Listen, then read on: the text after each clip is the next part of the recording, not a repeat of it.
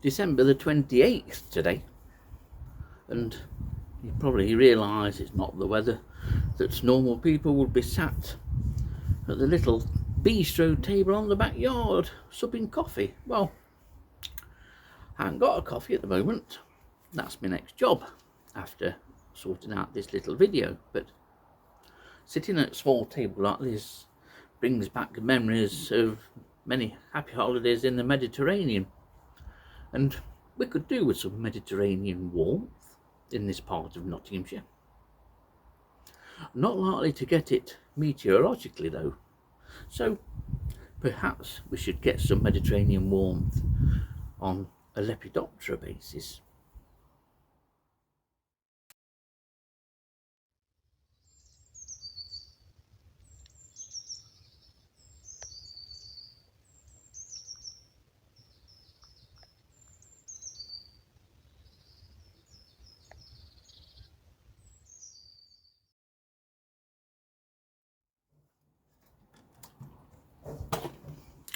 The old cage has come out today, which means that I've been rearing something, and what I've been rearing in this cage has been surprisingly easy. It is a species which has occurred once in Nottinghamshire, but across the UK as a whole is very rare, and there are probably less than 25 records, and many of those have been accidental imports with cut flowers, especially the likes of chrysanthemums. I've wanted to see this species for many years, and it's Mediterranean brocade, which, if I refer to my copious notes, is often called the African cotton leafworm. What a stupid name, if ever there was one. But stupid name or not, this is a real rarity. Not as spectacularly colourful as I was hoping, but very attractively marked nonetheless.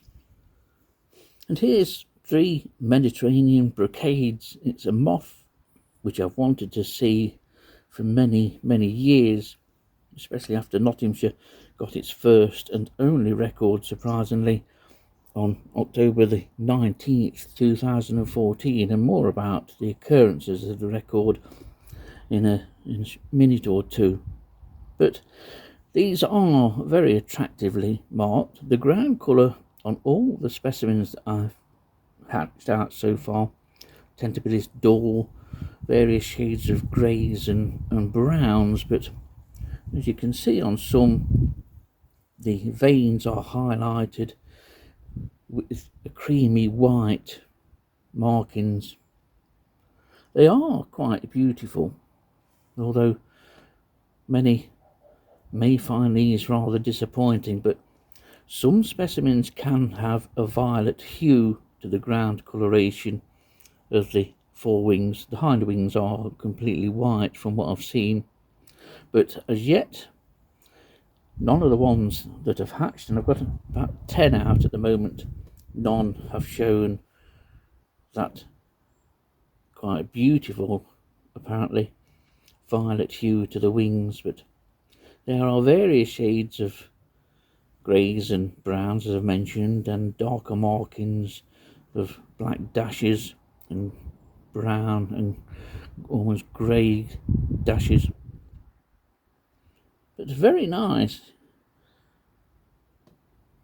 These in the UK are one of the ultimate migrants, really, to be honest. There's probably less than 25 records. I think the first was as long ago as 1960, and most of the records in the UK come from accidental importation, usually by the larvae arriving here in cut flowers.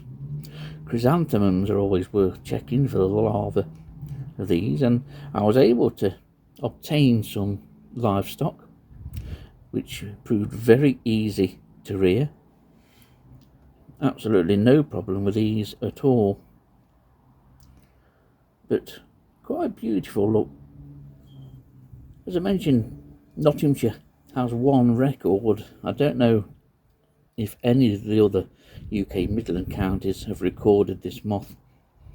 Some may well have done via importation of plants, but the circumstances regarding Nottingshire's record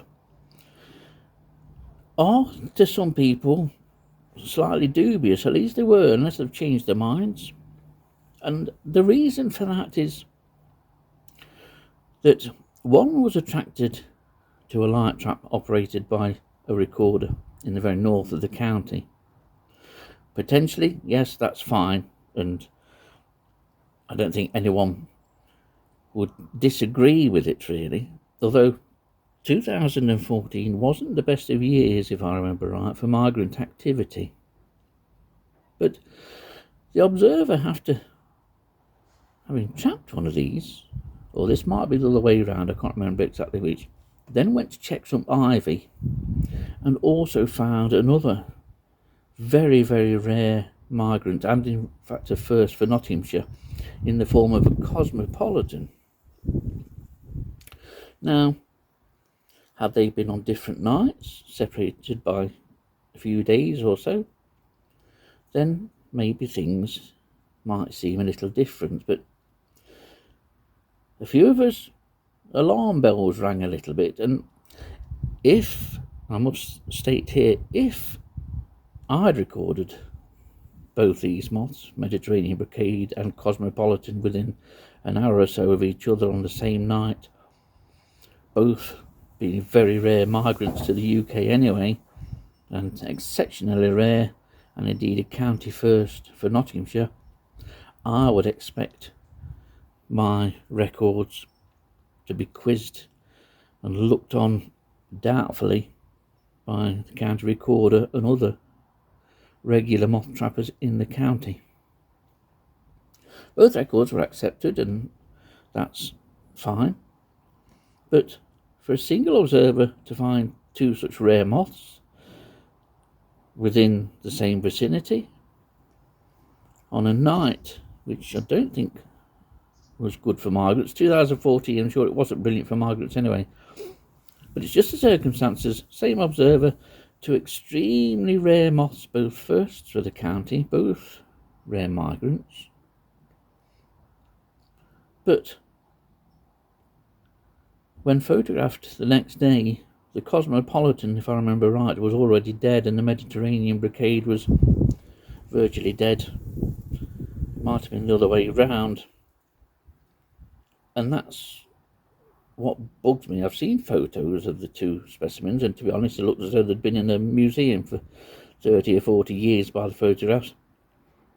I can't understand how two noctuids would die so quickly, and that's one of the things that puzzles me.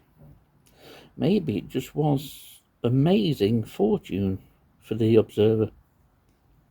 But like I said, if the situation had been that I'd recorded, or Dillis and I had recorded the two species, I would expect a lot